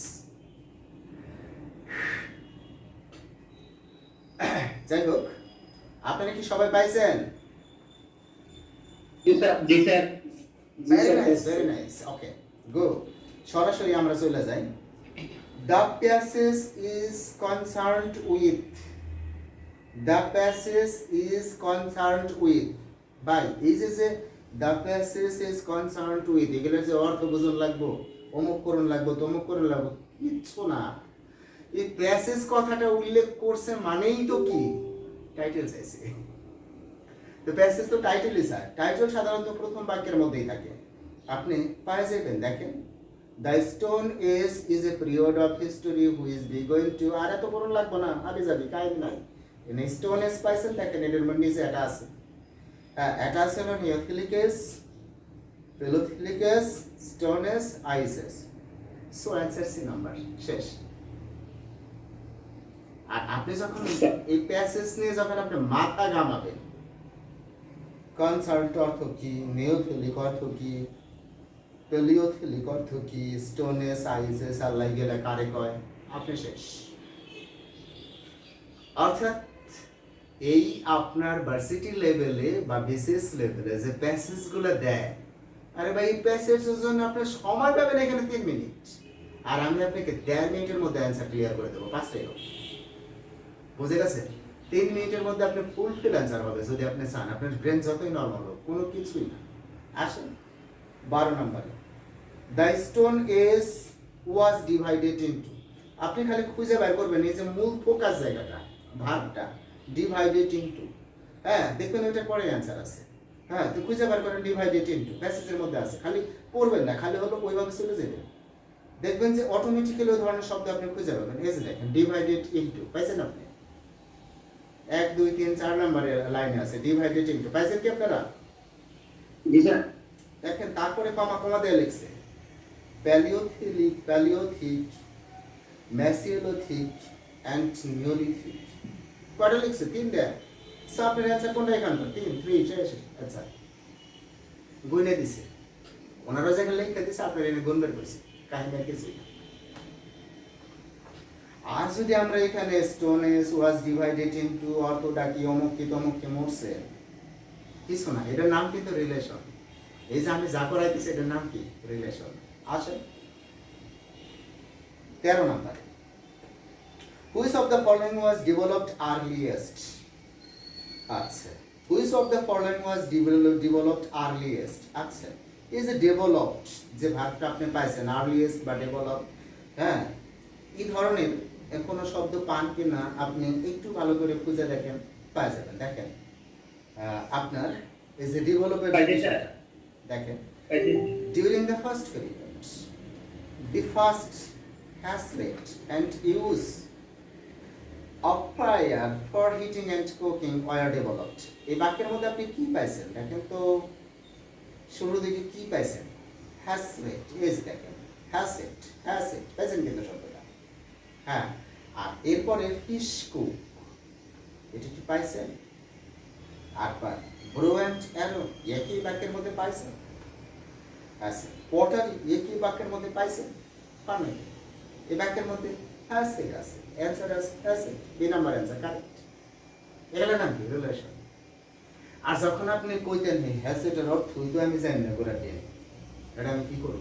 আরে ভাই অর্থ লাগে নাকি? কিন্তু এই প্যাসেজের মূল থিঙ্কিংটা যদি আপনার ব্রেনের ভিতরে একবার পুশ হয়ে যায়, কি আপনাকে ঠেকায় আগান পরের ডাক যাই আপনার which of the following developments is not related to ice S.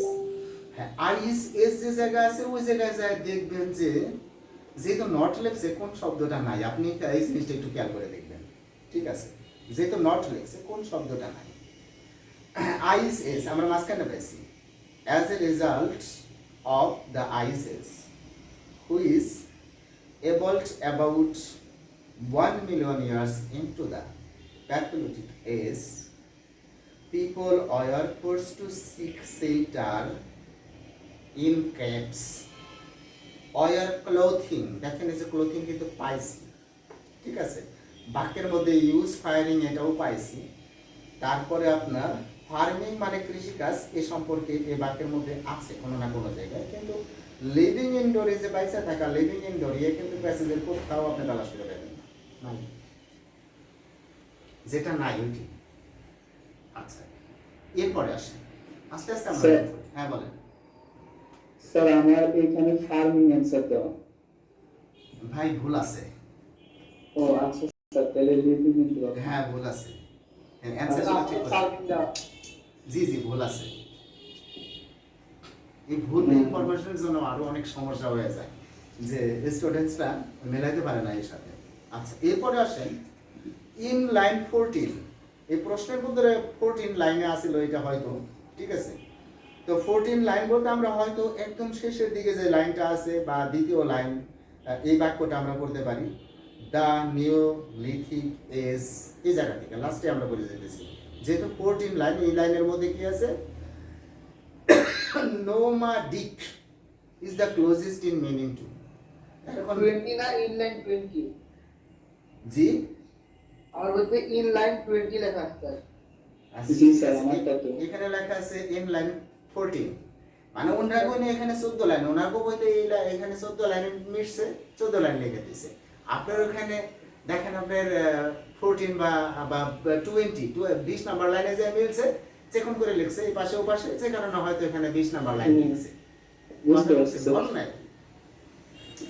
The Neolithic is 6000 to 300 BC saw humankind as domesticating ships, খেয়াল করেন, domesticating ships, goats and pigs, being less nomadic, আমরা শব্দটা পেয়ে গেছি। Then in previous areas establishing permanent sometime settlements and creating government. আচ্ছা, আপনি খেয়াল করেন ইয়া দেখে আপনি আল্লাহরে কত চিন্তা করেন, নোমাডিক এটার অর্থ জানেন, তারপরে হলো সেডেন্টারি সাডেনলি জানতে পারতাম, প্রিমিটিভ আল্লাহ জানে এটার অর্থ কি, ইনকুইসাইট নয় পাল্লামি, ওয়ান্ডারিং কোনটা দেব আমি বুঝতেছি না, একেবারে কিছু না, আপনি দেখেন না ঠাস ঠাস আইন যে যোগ করে গেছে। Some mankind demonstrating ships, less being less nominated, establishing permanent settlement, creating government, আপনি কি লক্ষ্য করছেন একটা একটা করে আইন যে যোগ করে গেছে। সো বি নাম্বার স্যার আর কোনোটাই কিন্তু সম্ভব না। ভাই আপনারা কি বুঝতে পেরেছেন? জি স্যার। জি স্যার। আপনারা লক্ষ্য করেন এখানে কোন জায়গা থেকে প্রশ্নগুলো আসছে। একটা প্রশ্ন আসছে হলো আপনার ভোকাবুলারি থেকে, ঠিক আছে, তা পজিশন থেকে আসছে, আর বাকি 4টা প্রশ্ন আসছে কিন্তু ইনফরমেশন আর টাইটেল থেকে। সো এখন আমি যা পড়ালাম তার আলোকে আপনাদের গ্রিন 70-তে একটা প্যাসেজ এখনই পাঠাই দেবো, আপনারা অ্যান্সার করবেন।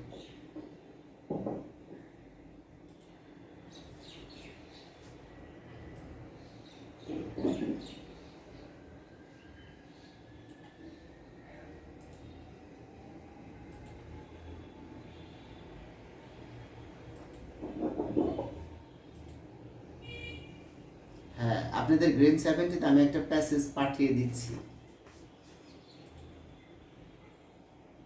আপনারা কাইন্ডলি অ্যান্সার শুরু করেন।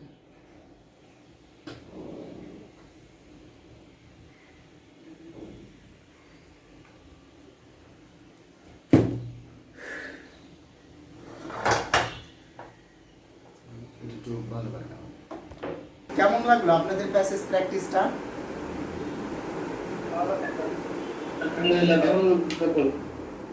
আচ্ছা, এখন আমি আপনাদেরকে বলি আসলে ঘটনা হয়েছে কি, আমরা যখন প্রশ্ন ব্যাংকগুলো পড়ি, প্রশ্ন ব্যাংকের মধ্যে আপনার যেটা কম ভুল থাকে সেটাও 20% ভুল থাকে, আর যেটা বেশি ভুল থাকে 50 থেকে 60% ভুল থাকে, যে কারণে স্টুডেন্টসরা কিন্তু বেশি প্রতারিত হয় বইগুলোর কারণে। এই একটা কারণ, যে কারণে আপনারা বই থেকে অ্যান্সার করতে যাও কিন্তু বিপদে উঠে যান ওই প্যাসেজগুলোর থেকে। আপনার যুক্তিতে আসে একটা, কিন্তু ওনারা অযৌক্তিক একটা বসে দিয়েছে, তারা আবার ব্যাখ্যাও দিছে। কথাটা বুঝছেন? এই ঝামেলাগুলো হয়ে যায়। তাই আপনারা প্যাসেজ যে প্র্যাকটিস করবেন সেটা আমি বলতেছি না। আমি যে রুলসগুলো পড়ালাম এগুলো আপনারা কি করবেন, আমি মাঝে মাঝে একটা প্যাসেজ পড়াইয়া, আমি মনে করেন যে আমাদের সামনের যে ইংরেজি ক্লাসগুলো হবে, যেমন আজকের ইংরেজি ক্লাসটা হলো প্যাসেজের উপরে, নেক্সট ইংরেজি ক্লাসটা হবে হলো আমাদের গ্রামাটিক্যাল সাইডের উপরে, যে বি ইউনিটে গ্রামাটিক্যাল সাইড কোন কোন জায়গা থেকে থাকে। পুরো বি ইউনিট ইংরেজিতে ক্লাস রাখবো হলো 3টে। আর আমরা সপ্তাহে যে ক্লাস করব শনিবার, সোমবার, বুধবার সকাল 11:15-তে, কিন্তু কোনো কারণে 11:30-এ যাইতে পারে, কারণ আমার 10টা থেকে 11টা পর্যন্ত একটা ব্যাচ আছে, তো যে কারণে একটু সমস্যা হইতে পারে। হ্যাঁ, তাই মনে হয় যে রেগুলার ক্লাস আমাদের 11:30-তেই করতে হবে। হ্যাঁ, তো 11:30-টার মধ্যে ইনশাল্লাহ আমি জয়েন করতে পারবো। আর দ্বিতীয় কথা হলো যে এই প্যাসেজগুলো আমি একটা বুঝাই দিয়ে আপনাকে প্র্যাকটিস দেবো, আমি একটা বুঝাই দিয়ে আর অন্য আপনাকে একটা প্র্যাকটিস দেবো। আপনি কোনো বই থেকে যদি প্র্যাকটিস করেন সেটা কিন্তু জাহাঙ্গীরনগর স্টাইলে লেখা না, সেটা তার মতো করে সে লিখছে বইটা সেল হওয়ার জন্য, অনেকগুলো প্যাসেজ দিয়ে দিয়েছে।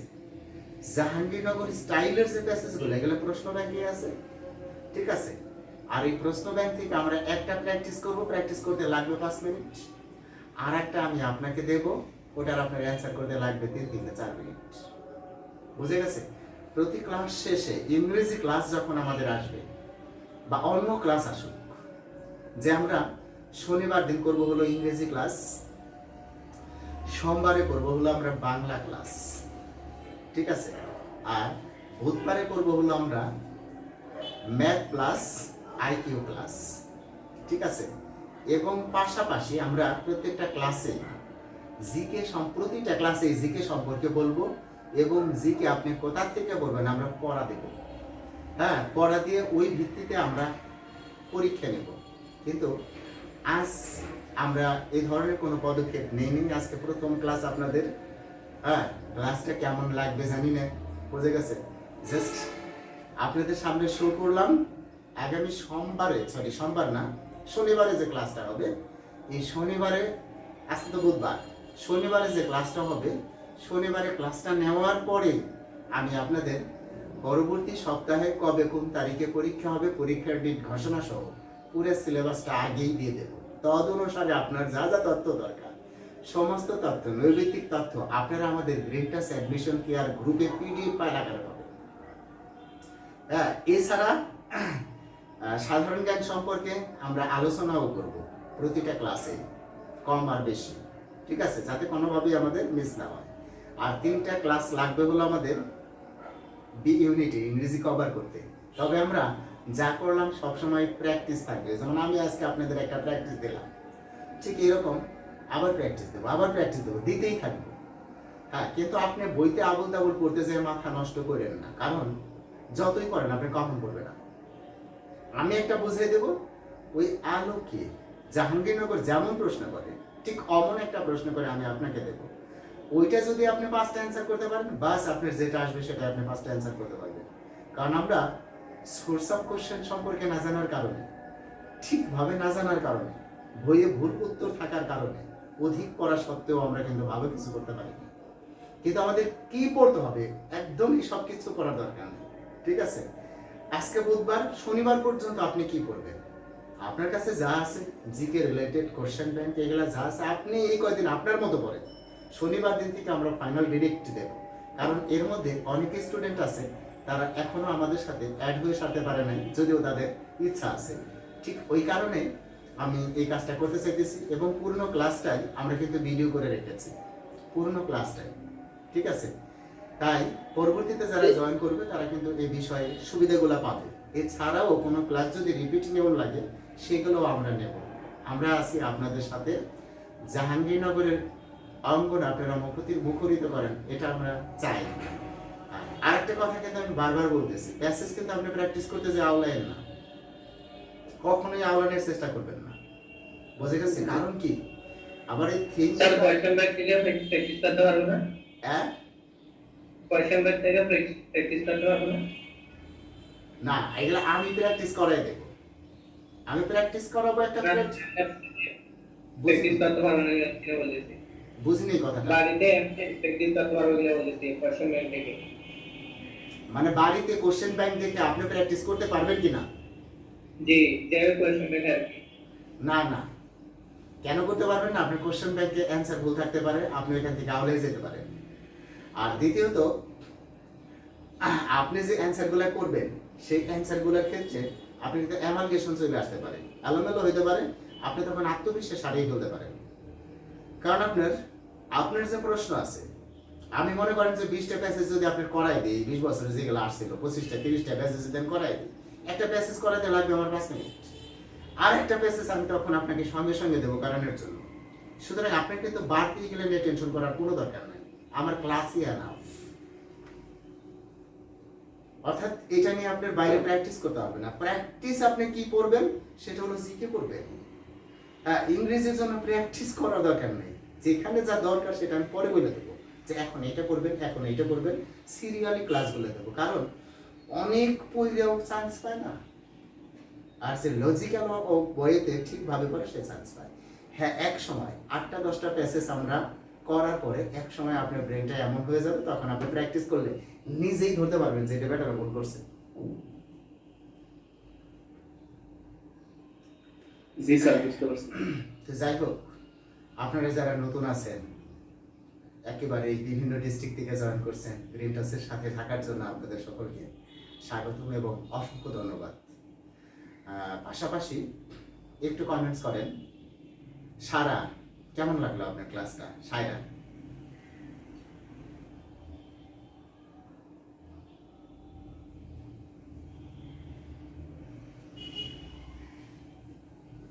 হ্যাঁ কেমন লাগলো আপনার ক্লাসটা?